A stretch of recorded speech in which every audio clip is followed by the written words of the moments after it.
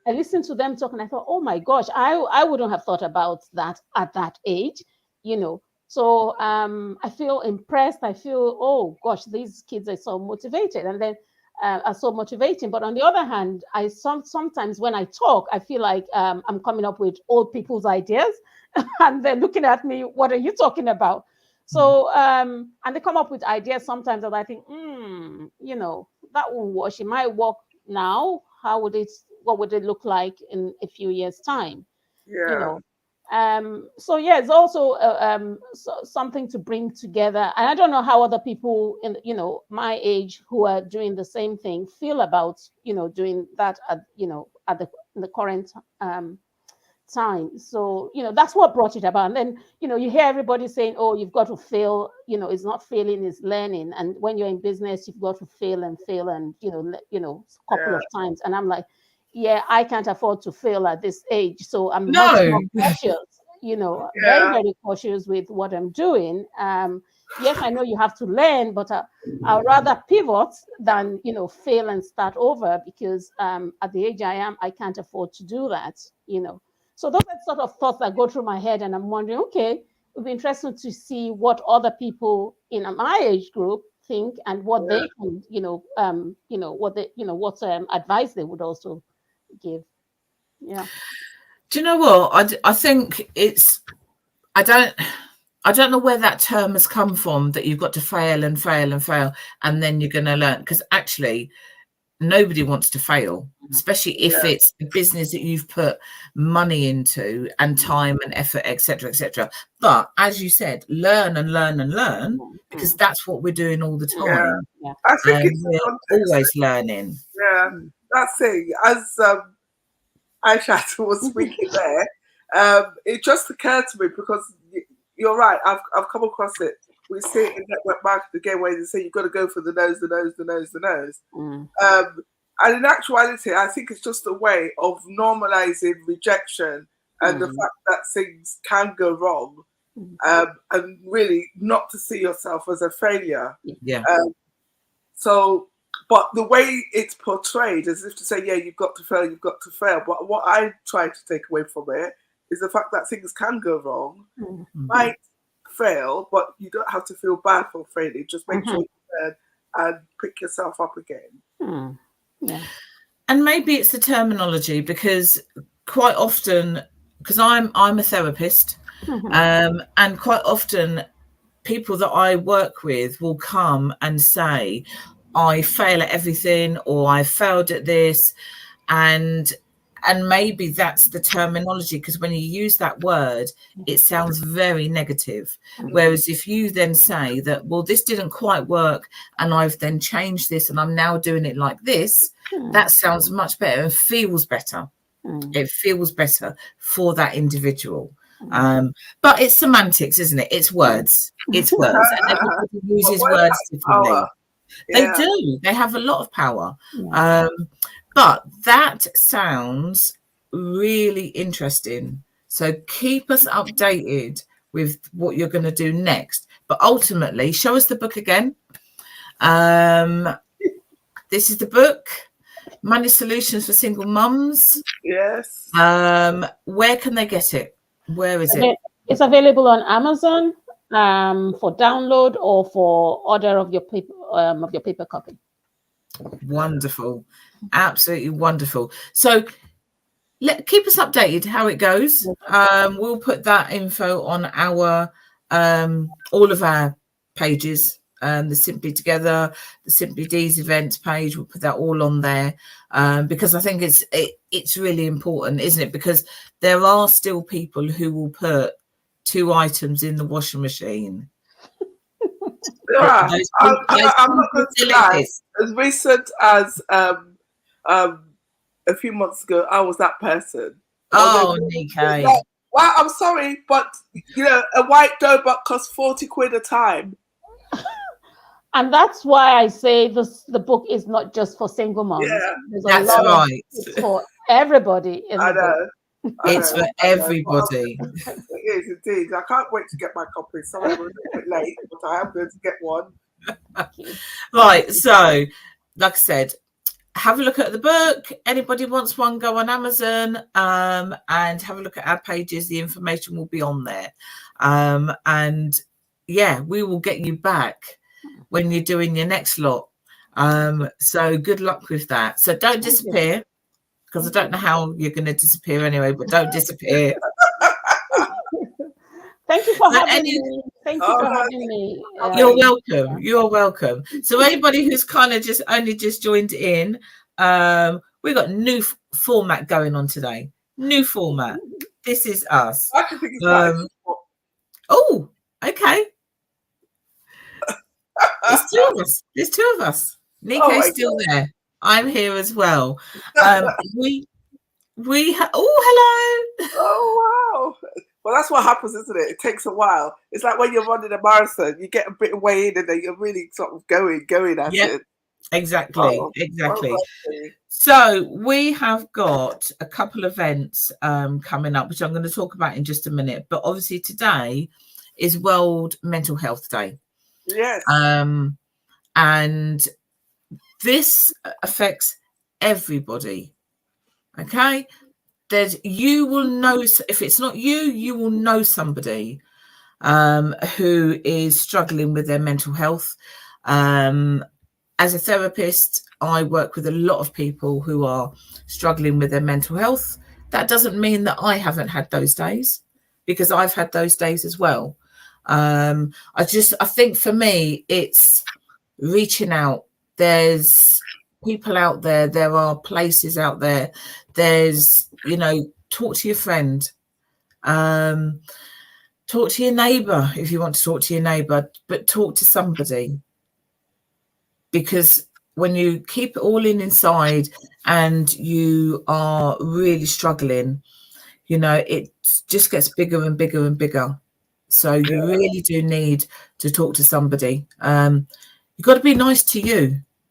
We need to be nice to everybody else, because actually, as people, we can be mean, we can be horrible. We need to be nice to everybody, but you've also got to be nice to you. Yeah.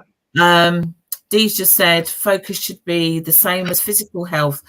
Let's normalize the discussion. So your arm's hanging off, your leg's broken, I don't know, your back hurts, whatever it is. What do?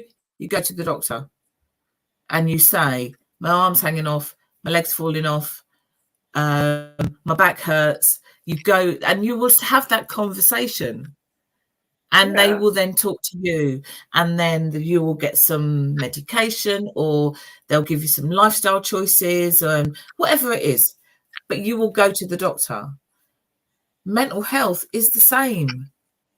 You need to go and talk to somebody. From a counselling perspective, let me just ask you this question, because don't be putting me on the spot. No. You're right. Mental health is for everybody, and I didn't know that. I like anybody. Well, not anybody, but for those of you who know, I did a stint working for ELF. Okay, I was an administrator, so I used to read the letters. And every now and again, I'd have the opportunity to talk to some of the doctors. Why did you say this, or why did you say that? But the question I was going to ask you, so that's where I began to realize that actually it is for everybody, and how it affects the different generations, again, is different. I've learned that as well. But how do you know? If, for example, I'm sat here and whatever it is that is pricking me, and you know me, I would normally get over it pretty quickly, but then maybe I don't. At which stage do I realize it's not just me being melancholy, that I actually need to go and get help? You may not even realize that. That's one of the things, is you may not even realize that. But if you've got a twinge in your back, you don't necessarily wait until your back is hurting all over and you can't even walk. We go to the doctors, most probably quite often, but most people will go to the doctors with that twinge. So this is the same. So if you are feeling a little bit low, and then you're still feeling a little bit low, and then you're still feeling a little bit low, you need to go to the doctors, or you need to talk to somebody. Don't wait until that builds and builds and builds. Yeah, because what you're saying there suggests to me the people that I'm looking at, are the people who say, well, you just got to get on with it. And I'm not necessarily talking about the people who just say you just get on with it. I'm talking about the people who actually live that life. They're not okay, but they are just getting on with it. They will do stuff. They will go out. They will do this. They will do that, but they're not okay. And then they're going. They think they're okay because obviously they're on autopilot, and they're okay until they're not. Yeah. See? But sometimes they know that they're not okay, but because everyone does that, oh, you'll be fine. You know, if you say to somebody, I'm not feeling too good today, oh, you'll be all right. Yeah. You have to make that decision for yourself. Yeah. And you have to put yourself first. And like Deez already said, you know, if this is the same as your physical health, if you've got a twinge, off you go. Yeah. Foot hurts a little bit, off you go. If you're feeling low, go and have that conversation. Because if you go to the GP, for example, they will then most probably say, okay, let's see how you are in a couple of weeks and then come back. And if that then continues, they may talk to you about talking therapies or other things that you can then do, or they might even talk about medication. But you won't walk in and they say, right, I'm going to give you medication. They'll want to see how you are over a couple of weeks. Interesting. You should, sorry, I don't mean to point at you, but that you should say that because that is a big perception from people. Yeah. I remember a young guy that used to come to Taekwondo, a very lovely boy. He used to come with his brother. The brother was really bright and happy and bossy and stuff like that, whereas he was a little bit more quiet and stuff like that. And when I was talking to his dad about him one day, he said, yeah, he wouldn't take him to the doctors. It's like, oh, well, they would just want to medicate him. Yeah. And so that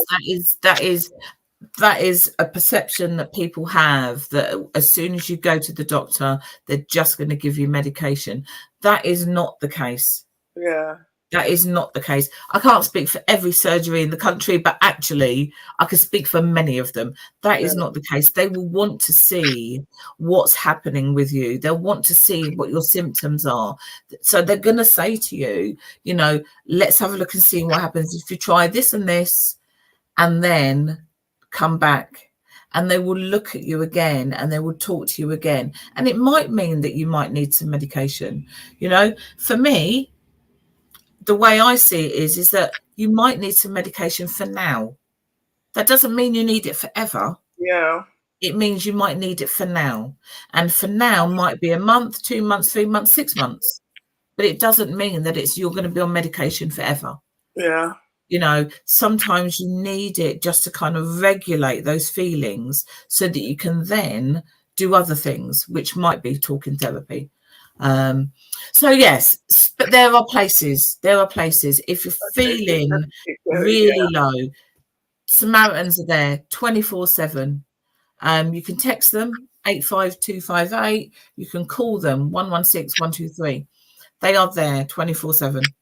And seriously, they are there 24/7. Somebody will pick up that phone, somebody will answer that text. You know, so there are and there's many more that you can contact, which we will have on our Simply Deez CIC event CIC page that you can have a look at. I'm a therapist. If anybody wants to have some sessions with me, you can catch me via the Simply Deez page. You can get me on my own Facebook page. You could just talk to somebody and they'll give you my number. You know, yeah. Don't sit in silence. That's a really good piece of advice, actually, because you will recall, I think it was early last week, Dee shared with us this program about the black nanny, the white nanny, black child. I don't know if you got the opportunity to watch it. No, because I was in Milan. Oh, yes, of course. Oh, wow. God will bless us to get to Milan one day. Thank God. Jokes. You can watch it on Catch Up. It's actually a really very interesting interesting program. But there was a lot of stuff that came out of there as well about mental health. They did this kind of group therapy thing, Mm. which kind of, but it did help a lot of people just by going there and by chatting. And now the conversation is continuing online again. People are talking about it. So that was where I was going to lead to, is that some people, I mean, I personally find it a little bit strange, but I can understand why some people do, because I liken it to, sometimes you're feeling a bit down and fed up, but you have to go out and you're on the bus and you talk to the stranger, and then you get off the bus and all of a sudden you feel that spring your step coming back. Yeah. Yeah. Some people do use social media like that. I have seen it quite a lot. Yeah. And people, but in the main, not always, but in the main, are usually quite supportive. There's, as Dee said, there's quite a few different programs on TV, on YouTube, on all of those. There was one this week, which I'm hoping Dee's going to tell me the name. It was Alex Beresford. Alex Beresford. Yeah. That time from Good Morning TV. Yes. Yeah, him. So he's on does the weather, and he does other things as well. And he was talking about his best friend who took his own life. It's worth watching. It's really, really good. It's worth watching. And again, it's trying to show that, especially for men, that you can cry. And that's it. Black boys can cry. Oh, yes. Yeah, it was on Sunday. So they're just trying to, again, show that boys can cry, men can cry, especially black men, because they hold it all in, don't want to share it. Because they've been told not to share it over the years. You don't share it, do you? Yeah, So that's a really, really good one to watch, because actually that's people of our age. There's many others on there. Obviously, my daughter was in the one about PTSD with Conan. There's lots of them on there, and if that helps you to open up, then that is also good. We've got International Men's Day on the 25th of November. Jesus Christ. What are you saying? What are you saying? You know what I'm going to say? We've got I'm at the British Championships on that day. She's not there again. She's not there again. But anyway. But I was still champion the cause as always. Yeah. International Men's Day. And it's a fabulous event. Absolutely fabulous event. There will be men there who are talking about what they're doing, what they've been through, what's helped them. It's just inspirational. It is absolutely inspirational.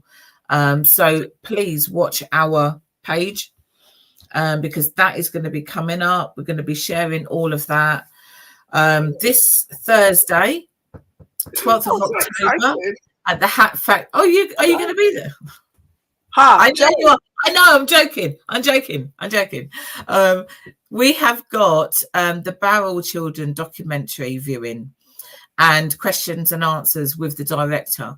So this, in the light of Windrush and 75th anniversary, this is going to be an absolute awesome viewing. It's a brilliant documentary, and for those who don't know or don't understand or have never heard of it, you need to get, we've got a couple of tickets left, I think, just a couple of tickets, like 2 or 3. It's at the Hat Factory, and tickets available on the Hat Factory website. It's going to be brilliant. It's going to be absolutely brilliant. We've got 4 tickets left. Can you hear that? There's only 4.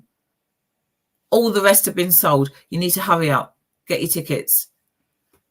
Because after 4, snooze, you lose. So we've got that coming up on Thursday. And then we have got, I'm just trying to get it. We've got Black Culture Business Market. Yes, so we've got the Luton Black Cultural business market. It was fantastic last year. It was absolutely fantastic. It was. That lady came with her vegan kebabs, I remember. It is brilliant. So that's on the 21st of October. And that is from 1 till 6 at the Hat Factory. There are stalls galore. Stalls galore. There's cards, there's books, there's clothes, there's food, there's candles, and all sorts. Perfume. All sorts. Absolutely all sorts. You need to get yourself down there. Are you there? Are you got a stall? I'm there. I will have a stall. Excellent. What's on your stall? Perfumes. So there's perfumes there as well. Like I said, absolutely fantastic last year. So you need to get yourself down there. It's last year, apart from all the stores, well, probably there's the people doing the stores and the people coming, but it was a really, really good buzz. And the weather was amazing again on that day. Yeah. And there was a fashion show. Yes. And there was a fashion show. So who knows? That might happen again this year. So those are the two things that we have got coming up this month. Obviously, we've got International Men's Day in November as well. But you've got the Bauer Children documentary viewing and questions and answers with the director this Thursday. 4 tickets left. So get your tickets. And then on the 21st of October, we have also got the Luton Cultural, got no words today. The Luton Black Cultural Business Market. I know, it's a bit of a market as well. Yeah. So those are the things we've got coming up. We've also, is it Real Talk tonight? I think it is. She's going to tell me yes or no. Oh yeah, because you didn't. It was cancelled last week, wasn't it? No, it's not a show tonight because we've got so much going on, and we've got to get ready for Thursday as well. So that will be back, but Thursday is the big one. It's going to be awesome. So, like I said, 4 tickets left. Get your tickets. Anything else you want to share with us, Nike, or are we wrapping up? No, I think it's time to wrap up now. It's been very interesting. Yes. Yeah. Definitely. Some interesting stuff. Wonderful. I'm looking forward to reading Aishat's book. Good. And then you can give us a bit of feedback as well. Yeah, I will do. Yes, and that's it really. And I suppose, I know Dee always says it's every month, but just remember that in the UK it's Black History Month. And yeah, that's it. And that's why we're doing some of the things that we're doing. So, I know. Wrapping up for today. Thank you for watching. Anybody who watches on Catch Up, let us know. Tell us that you've watched it on Catch Up. That would be absolutely brilliant. And I'll see the majority of you on Thursday. Yes. At the Chat Factory. And see you again next week, Tuesday, at the same time. Bye, everybody. Bye, everybody. Thank you for watching. Take care. Bye. Bye.